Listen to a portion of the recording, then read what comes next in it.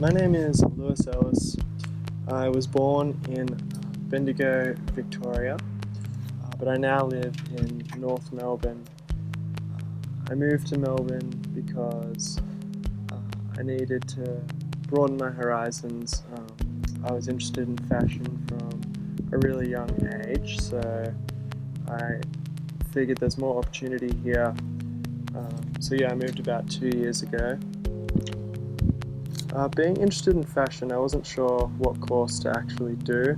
I didn't think I wanted to do the Bachelor of Design just because I was a little bit worried about the employment opportunities at the end of the course. So I decided to do a associate degree of fashion and textile merchandising just because I liked the sound of the blend of creativity and more practicality.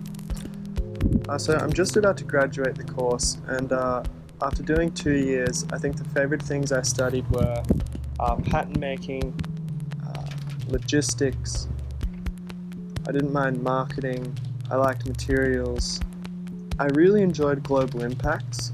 I feel like as a person I'm quite concerned with sustainable practice and trying to find solutions for problems in that area. I would say what I'm best at is CAD.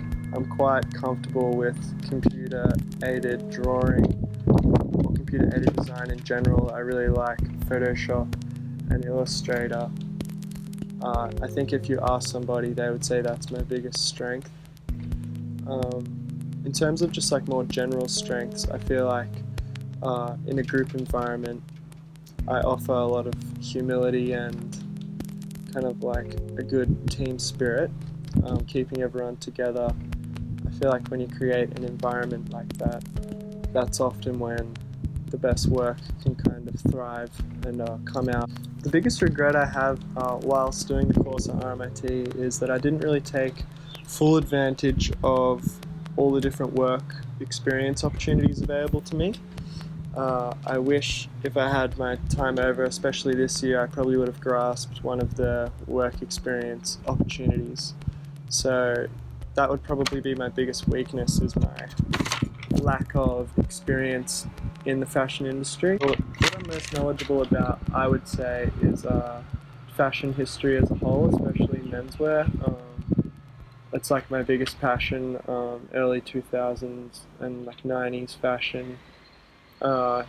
Even like when I first started getting into it around 2010 time, I'm just really knowledgeable about brands like Raf Simons, Margiela, Japanese brand like designers like Yohji Yamamoto, brands like Issey Miyake, stuff like that. I'm really have a lot of reference points just from the kind of independent research I've done. Like I really love drawing, painting, that kind of thing. I think would kind of set me apart from my peers in terms of like content creation, because I don't feel like necessarily I'm limited to one area. I think if I had an opportunity, I could kind of thrive in a range of different mediums. Some of my values, I would say, is just friendship, humility. Like I feel like it's important to have fun in a group environment. Communication is really crucial, as it's really important to share the workload and help each other out.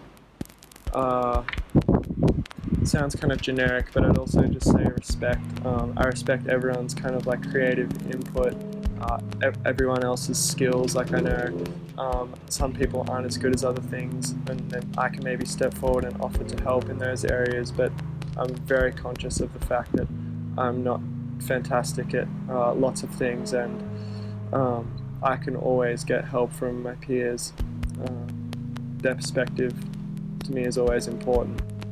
Any brand that I think has a unique perspective, I just love to work for.